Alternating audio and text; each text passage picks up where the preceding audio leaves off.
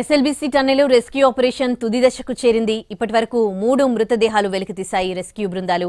మధ్యాహ్నంలోపు మృతదేహాల వెలికితీత పూర్తయ్యే అవకాశం ఉంది. ఉస్మానియా హాస్పిటల్ ఫోరెన్సిక్ టీం ఘటనా స్థలానికి చేరుకుంది. 8 అంబులెన్స్లు సిద్ధం చేశారు అధికారులు. మృతదేహాలను నేరుగా హైదరాబాద్ గాంధీ హాస్పిటల్కు తరలించేందుకు ఏర్పాట్లు చేస్తూ ఉన్నారు. గాంధీకి తరలించి DNA టెస్టులు చేసిన తర్వాతే కుటుంబ సభ్యులకు అప్పగించనున్నారు.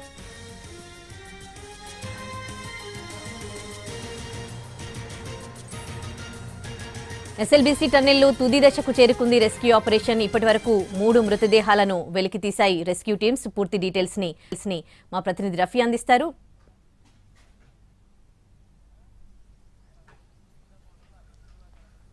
ఉదయశ్రీ, ఎస్ఎల్బీసీ టన్నెల్లో చిక్కుకొని ప్రాణాలు కోల్పోయినటువంటి 8 మంది మృతదేహాలను మధ్యాహ్నం లోపు తీసివేయడం పూర్తి చేయాలి అని చెప్పి కూడా అధికారులు భావిస్తూ ఉన్నారు. ఇప్పటికే 5 మృతదేహాలను నిన్న సాయంత్రమే గుర్తించారు. మిగిలిన 3 మృతదేహాలు కూడా టీఎంబీ మిషన్ మధ్యలోనే ఇరుక్కున్నట్లుగా గుర్తించినటువంటి రెస్క్యూ టీమ్స్ ఈరోజు మధ్యాహ్నం లోపు ఆ 8 మృతదేహాలను వెలికి తీయాలని చెప్పి భావిస్తూ ఉన్నారు. సో నిన్న రాత్రి ఎప్పుడైతే మృతదేహాలను 5 గుర్తించారో నిన్న రాత్రి హుటాహుటిన అటు ఉస్మానియా హాస్పిటల్కు చెందినటువంటి ఫోరెన్సిక్ టీంని ఇక్కడికి పిలిపించారు. ఉస్మానియాకు చెందినటువంటి 3 అంబులెన్స్లు, అదేవిధంగా గాంధీ హాస్పిటల్కు సంబంధించి ఒక 5 అంబులెన్స్లు, మొత్తం 8 అంబులెన్స్లను కూడా ఎస్ఎల్బీసీ టన్నెల్ వద్దకు నిన్న రాత్రి చేరుకున్నాయి. సో ఎప్పుడైతే మృతదేహాలను వెలికి తీయగానే వీటన్నిటిని కూడా హైదరాబాద్లోని గాంధీ ఆసుపత్రికి తరలించే విధంగా ఏర్పాట్లు చేశారు. అయితే 3 మీటర్ల లోతు భూమిలో మృతదేహాలు ఉన్నట్లుగా గుర్తించారు కాబట్టి వాటిని వెలికి తీసేటటువంటి క్రమంలో మృతదేహాలు అప్పటికే కుళ్ళిపోయి ఉన్నాయి కాబట్టి ఒకవేళ అవి చిన్నాభిన్నం అయితే వాటిని గాంధీకి తరలించి అక్కడ DNA పరీక్షలు చేసిన తర్వాత కుటుంబ సభ్యులకు అప్పగించే అవకాశం ఉంది. ఎందుకంటే పూర్తిగా గుర్తుపట్టరానటువంటి స్థితిలో ఉన్నాయి. ఇప్పటికే వారం రోజులు గడిచింది. అందులోనూ టన్నెల్ లోపల, అందులోనూ 14 కిలోమీటర్ల లోపల వీళ్ళు చిక్కుకున్నారు కాబట్టి లోపల 2 రోజుల పాటు ఆక్సిజన్ అందక, అదేవిధంగా 14 కిలోమీటర్ల లోపల ఉండిపోయారు కాబట్టి మృతదేహాలు పూర్తిగా ఉబ్బిపోయి కుళ్ళిపోయినటువంటి స్థితిలో ఉన్నాయి. పూర్తిగా గుర్తుపట్టరానటువంటి స్థితిలో ఉన్నటువంటి మృతదేహాలను మాత్రమే గాంధీకి తరలించి అక్కడ DNA టెస్టుల ద్వారా వాళ్ళ కుటుంబ సభ్యులకు అప్పగించే అవకాశం ఉంది. ఇన్ కేసు ఏమైనా మృతదేహాలు గుర్తుపట్టే స్థితిలో ఉండి వాళ్ళ చేతులకు ఉన్నటువంటి ట్యాటూల ఆధారంగా కానీ, లేకపోతే ఇప్పటికే కుటుంబ సభ్యులు కూడా ఇక్కడికి చేరుకున్నారు కాబట్టి అందులో మృతదేహాలను ఎవరైనా ఐడెంటిఫై చేస్తే వాళ్ళని మాత్రం నాగర్ కర్నూలు హాస్పిటల్కు తీసుకొని వెళ్లి అక్కడ పోస్ట్ మార్టం నిర్వహించిన తర్వాత నేరుగా వాళ్ళ సొంతూర్లకు చేరుకునే విధంగా కూడా ప్రైవేట్ అంబులెన్స్లను సిద్ధం చేశారు. సో ప్రస్తుతం నాగర్ కర్నూలు ఏరియా హాస్పిటల్ వద్ద కొన్ని అంబులెన్సులు సిద్ధంగా ఉన్నాయి. ఇక్కడ ఎస్ఎల్బీసీ టన్నెల్ వద్ద ఉస్మానియాకి చెందినటువంటి అంబులెన్సులతో పాటు గాంధీకి చెందినటువంటి అంబులెన్సులు ఉన్నాయి. ఇప్పుడు అధికారులు 2 ప్రయత్నాలు మాత్రమే చేస్తున్నారు. ఎవరిదైనా మృతదేహం ఐడెంటిఫై అయితే వాళ్ళ కుటుంబ సభ్యులు నేరుగా వాళ్ళను గుర్తుపట్టి ఈ మృతదేహం మాకు సంబంధించినటువంటి వాళ్ళదే అని చెప్తే మాత్రం వాళ్ళను నేరుగా గాంధీ నాగర్ కర్నూలు ఏరియా హాస్పిటల్కు తరలించిన తర్వాత అక్కడ పోస్ట్ మార్టం నిర్వహించి అటు నుంచి నేరుగా వాళ్ళ సొంతూరులకు తరలించే ఏర్పాట్లు చేస్తున్నారు.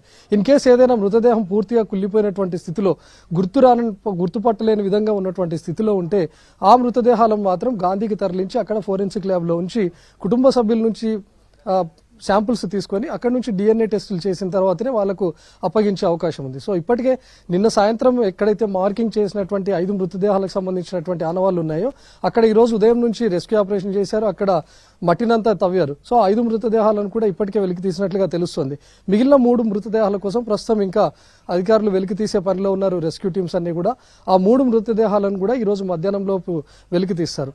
అంతలోపు ఇప్పటికే హైదరాబాద్ నుంచి మంత్రి ఉత్తమ్ కుమార్ తో పాటు మరో మంత్రి జూపల్లి కూడా బయలుదేరి వస్తున్నారు. ఒక అరగంటలో ఇక్కడికి చేరుకుంటారు. సిఎస్ శాంతకుమారి కూడా ఉంది, అదేవిధంగా ప్రిన్సిపల్ సెక్రటరీ అరవింద్ కుమార్ కూడా మంత్రులతో పాటు ఉన్నారు కాబట్టి వాళ్ళందరూ వచ్చిన తర్వాతనే ఈ మృతదేహాల అప్పగింత కార్యక్రమం కూడా జరిగే అవకాశం ఉంటుంది. సో ప్రస్తుతానికైతే ఇక్కడ అధికారులకు ఉన్నటువంటి 2 ఆప్షన్స్. అన్ఐడెంటిఫైడ్ బాడీస్ ఉంటే మాత్రం అవి మాత్రమే గాంధీకి తరలించే విధంగా ఏర్పాట్లు చేశారు. ప్రస్తుతం మనం చూస్తున్నటువంటి ఈ 5 అంబులెన్సులు కూడా అటు గాంధీ ఉస్మానియాకు సంబంధించి నిన్న అర్ధరాత్రి ఇక్కడికి చేరుకున్నాయి. మరోవైపు మనం రైట్ సైడ్ ఉన్నటువంటి అంబులెన్సులు చూస్తే ప్రమాదం జరిగినప్పటి నుంచి ఇక్కడే ఉన్నాయి. ఇవి నాగర్ కర్నూలు, అదేవిధంగా అచ్చంపేటకు సంబంధించినటువంటి అంబులెన్సులు. ఇక్కడ ఎవరిదైనా మృతదేహం ఐడెంటిఫై అయితే మాత్రమే ఈ అంబులెన్సుల్లో వాటిని నేరుగా నాగర్ కర్నూలు తరలిస్తారు. అక్కడ పోస్ట్ మార్టం జరిగిన తర్వాత అక్కడ ఆల్రెడీ సిద్ధంగా ఉన్నటువంటి ప్రైవేట్ అంబులెన్స్ల ద్వారా వాళ్ళ సొంత ఊర్లకు చేరవేస్తారు. అన్ఐడెంటిఫైడ్ ఉంటే మాత్రమే వాటిని నేరుగా గాంధీకి తరలించే విధంగా ఏర్పాట్లు చేశారు. ఇప్పటికే ఉస్మానియాకు సంబంధించినటువంటి ఫోరెన్సిక్ ల్యాబ్ హెడ్ అయినటువంటి శ్రీధర్ చారితో పాటు మరొక 2 PG వైద్యులు ఇక్కడికి చేరుకున్నారు. వాళ్ళ సమక్షంలోనే వాళ్ళకు ఫోరెన్సిక్ టెస్టులు కూడా నిర్వహిస్తున్నారు. ఉదయశ్రీ, ఇన్ని డేస్ అయిపోయింది అంటే మృతదేహాలను వెలికి తీయడంలో వాళ్ళకి ఎటువంటి ఇబ్బందులు ఎదుర్కొంటూ ఉన్నారు? అట్లాగే ఆ కండిషన్ ఎట్లా ఉంది రవి? అంటే ఒక మృతదేహం దాదాపు వారం రోజుల పాటు అందులోనూ 14 కిలోమీటర్ల లోపల ఉంటే అప్పటికే కుళ్ళిపోయినటువంటి స్థితిలో ఉంటాయి. కానీ ఇక్కడ పరిస్థితి మరింత దారుణంగా ఉంది. మృతదేహాలు ఏకంగా భూమికి 3 మీటర్ల లోపల ఉన్నట్లుగా నిన్న ఎన్జీఆర్ఐ శాస్త్రవేత్తలు జీపీఆర్ సిస్టమ్ ద్వారా గుర్తించారు. సో ముందుగా 3 మీటర్ల మట్టిని తీసేటటువంటి క్రమంలోనే అప్పటికే కుళ్ళిపోయినటువంటి స్థితిలో ఉన్నటువంటి మృతదేహాలను బయటకు తీసే క్రమంలో చిన్నభిన్నమైనట్లుగా కూడా తెలుస్తుంది. సో అట్లాంటి మృతదేహాలను అసలు గుర్తుపట్టరానటువంటి విధంగా మారాయని చెప్పి అధికారులు అంచనాకు వచ్చిన తర్వాతనే గాంధీ అదేవిధంగా ఉస్మానియాకి సంబంధించినటువంటి అంబులెన్స్లను ఇక్కడికి తీసుకొచ్చారు. ఎందుకంటే ఆల్రెడీ ఇక్కడ నాగర్ కర్నూలు అచ్చంపేటకి సంబంధించినటువంటి అంబులెన్స్లు అప్పటికే సిద్ధంగా ఉన్నాయి ప్రమాదం జరిగిన రోజు నుంచే. అక్కడ మృతదేహాలు ఈజీగా ఐడెంటిఫై చేయొచ్చు అని భావించినటువంటి అధికారులు నేరుగా నాగర్ కర్నూలు పంపించే ప్రయత్నం చేసేవాళ్ళు.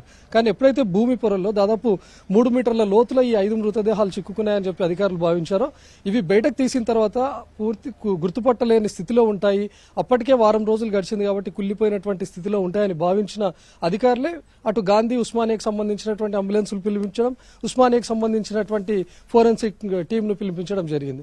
సో ప్రస్తుతం ఈరోజు మధ్యాహ్నం లోపు అంటే 3 గంటల లోపు వెలికితీత అంతా కూడా పూర్తయ్యే అవకాశం అయితే కనిపిస్తుంది. Udesh. Right Ravi, thanks for the updates.